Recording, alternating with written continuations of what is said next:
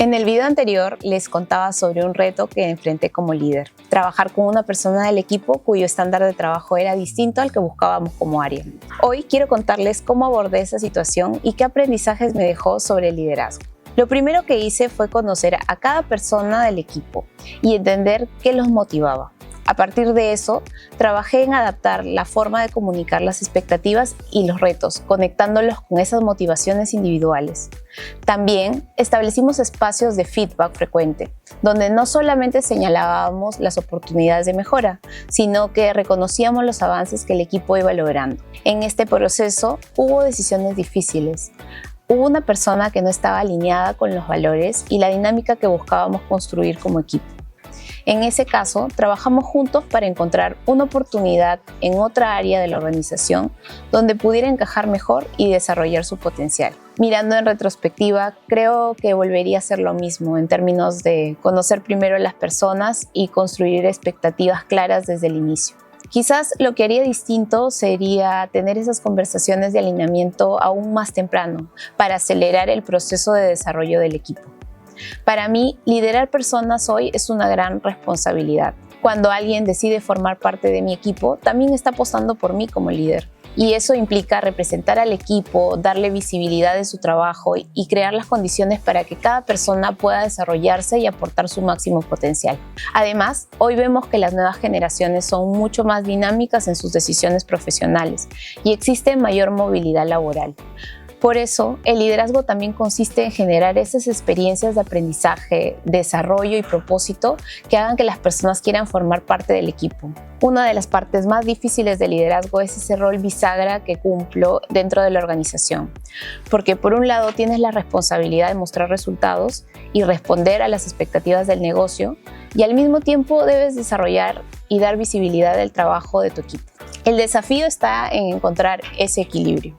Pero al mismo tiempo, lo que más satisfacción me genera de liderar es poder dejar una huella en las personas. Más allá de los resultados del día a día, me motiva a pensar que puede quedar algún aprendizaje, una forma de trabajar o de enfrentar los retos que acompañe a las personas a lo largo de su carrera.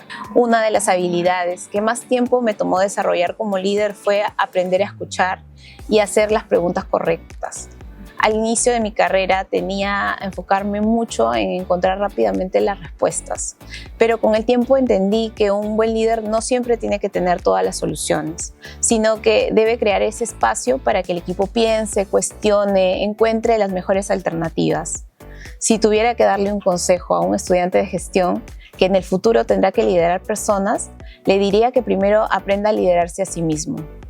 El autoconocimiento es fundamental, porque entender tus fortalezas, tus límites, cómo manejas tus emociones, te permite tomar mejores decisiones y relacionarte mejor con los demás. Para mí, un buen líder gestor es alguien que entiende que los resultados se logran a través de las personas y que su principal responsabilidad es ayudarles a desarrollar su potencial. Porque al final, los resultados son importantes, pero la verdadera huella de un líder está en las personas que ayudó a crecer.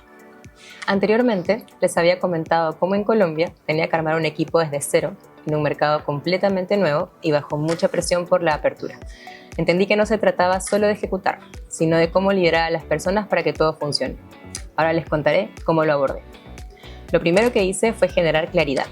Alineé al equipo en objetivos y prioridades desde el inicio, para que todos tuviéramos el mismo norte. A partir de ahí, me enfoqué en construir relaciones de confianza con cada uno, entendiendo sus fortalezas, motivaciones y formas de trabajar. También definí roles claros y promoví el empoderamiento en la toma de decisiones. Era clave que el equipo no dependa de mí para todo, sino que pudiera avanzar con autonomía.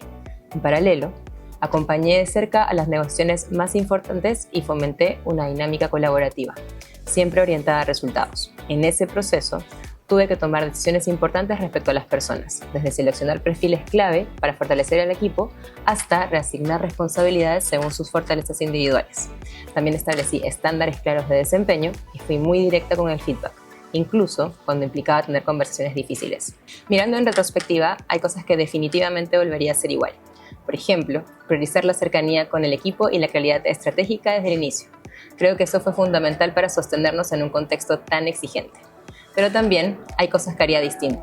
Le dedicaría más tiempo a alinear al equipo con la cultura y el ADN de la compañía, para desarrollar un mayor sentido de orgullo y pertenencia desde el comienzo. Hoy, para mí liderar personas significa generar claridad, contexto y confianza en entornos que cambian constantemente. Se trata de habilitar a otros para que tomen decisiones que realmente impacten en el negocio. Probablemente, lo más difícil de liderar personas es tomar decisiones que afecten a las mismas, encontrando ese equilibrio entre los resultados del negocio y el bienestar del equipo. Pero al mismo tiempo, lo más gratificante es ver cómo las personas crecen, ver cómo asumen nuevas responsabilidades, cómo se desarrollan y ganan confianza en su día a día. Si hay una habilidad que me ha tomado tiempo desarrollar, definitivamente es la comunicación asertiva, especialmente en conversaciones difíciles. He aprendido a ser clara y directa, pero también empática, y eso hace toda la diferencia. A alguien que está empezando y sabe que pronto le tocará liderar personas, le diría que busque exponerse lo antes posible a situaciones reales de liderazgo, incluso sin tener un cargo formal, porque es ahí donde realmente se aprende. Y además, que se enfoquen en desarrollar 3 cosas: comunicación efectiva, entendimiento del negocio y manejo de relaciones. Al final, para mí un buen líder es alguien que logra resultados a través de las personas, desarrollándolas en el proceso y generando un impacto sostenible en el negocio. Anteriormente les había comentado que el desafío como líder es entender qué necesita cada integrante del equipo para avanzar con claridad y acompañarlo en ese proceso, especialmente en entornos de alta incertidumbre. Por lo que hubo una experiencia que la refleja y te la cuento a continuación. Estaba de viaje con 3 personas de mi equipo para un proyecto clave. Teníamos un almuerzo y una reunión de trabajo crucial con un socio estratégico. Por una decisión del equipo y una falta de planificación adecuada, llegaron tarde y me avisaron cuando yo ya estaba recibiendo a los invitados. Sentí un enojo intenso. Mi percepción en ese momento fue que no compartían mi urgencia ni la relevancia de esa relación para nuestra operación. Y en resumen, no me sentí apoyada. Al regresar al hotel decidí no quedarme en silencio ni en la incomodidad y les pedí un espacio para poder conversar y hacer el debrief del viaje. Fui honesta, les dije cómo me sentí y por qué la puntualidad en ese contexto es un gesto político profesional y necesario. Y mientras teníamos esa conversación se me quebraba la voz y aquí les comparto algo muy cierto. Tener conversaciones incómodas todavía me cuesta, pero elegí ser vulnerable. Puse límites claros sin deslegitimar al equipo. Lo valioso fue que esa honestidad abrió un espacio de empatía. Ellos pudieron explicar su lado, me agradecieron la claridad y salimos de esa habitación mucho más alineados y con una confianza fortalecida. Esa decisión fue clave para transformar una situación tensa en una oportunidad de aprendizaje colectivo y alineamiento.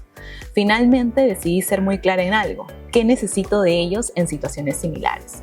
Para mí, liderar personas implica decir con claridad lo que espero sin asumir que el otro debería saberlo. Ese día entendí que evitar la incomodidad es mucho más costoso que atravesarla. Si miro atrás, volvería a elegir esa conversación incómoda 1000 veces.